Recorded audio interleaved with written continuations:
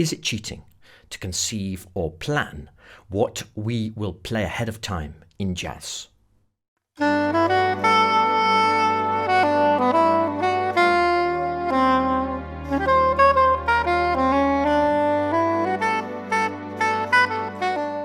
Hi, Nick Holmes here.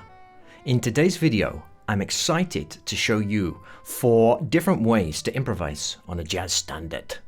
4 tactics, if you like, that you can implement on the same solo to make it sound more interesting, coherent, and memorable. What I'm talking about is a plan you can execute on the fly, where different sections of the same solo contain contrasting musical devices.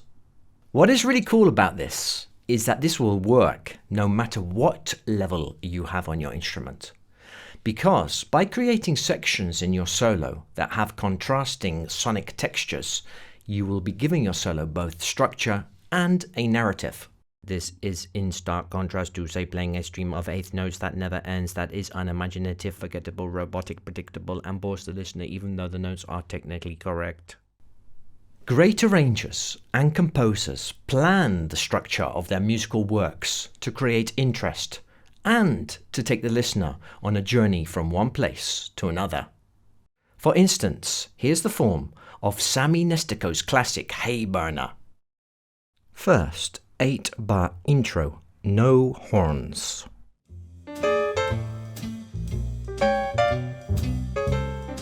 Next, the A1 melody played on flute and muted trumpet.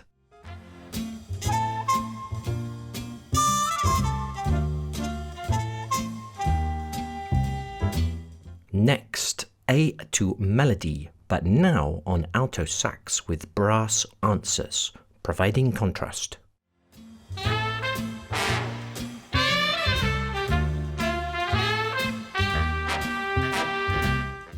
Next, the B section, fuller and louder and muscular.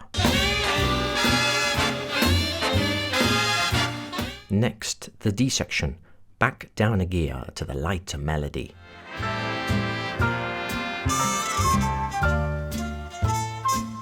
And next, a big, happy, loud shout chorus.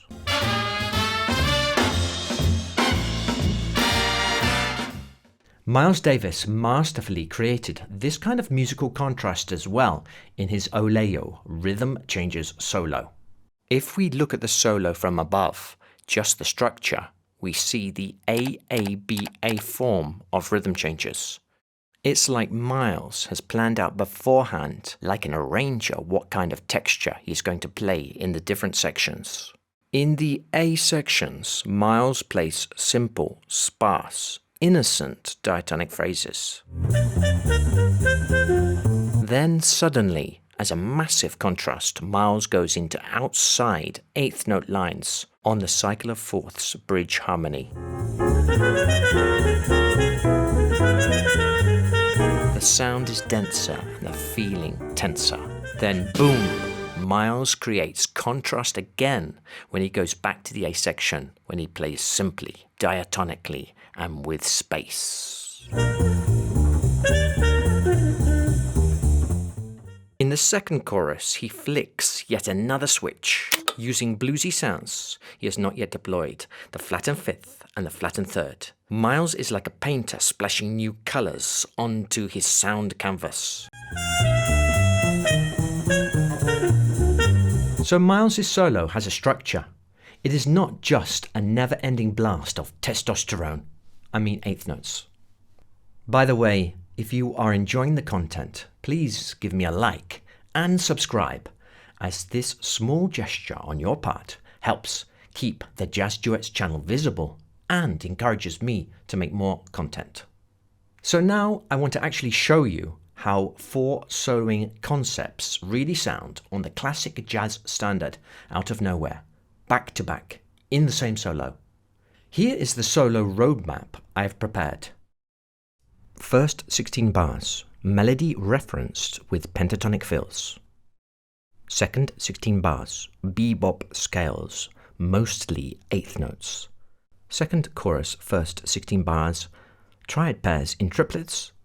and last 16 bars, chromatic 16th note double time.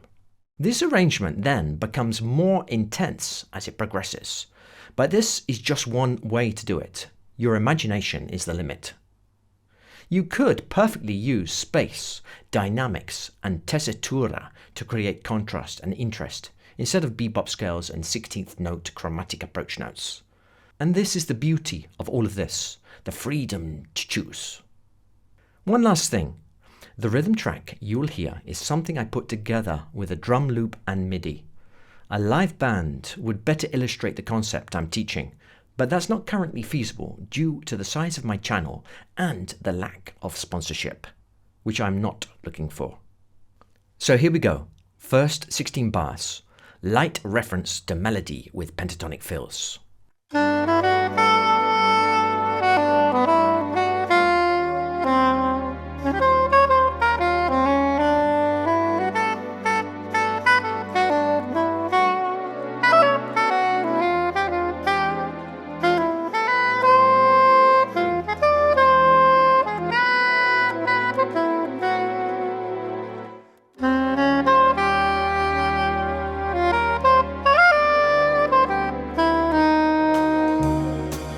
Now the second 16 bars, bebop scales and some bebop language, mainly in 8th notes.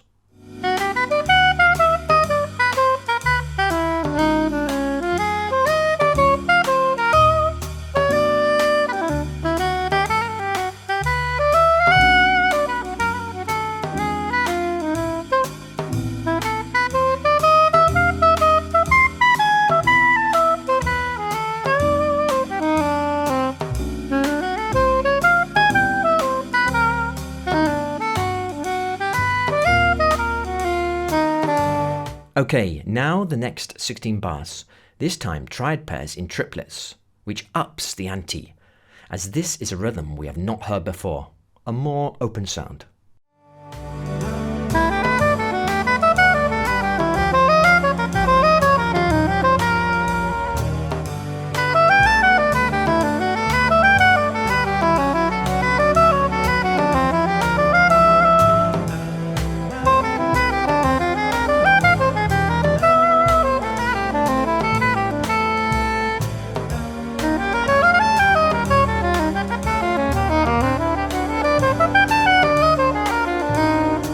And now the last 16 bars, featuring chromatic double time 16th note lines with approach notes. More excitement and testosterone.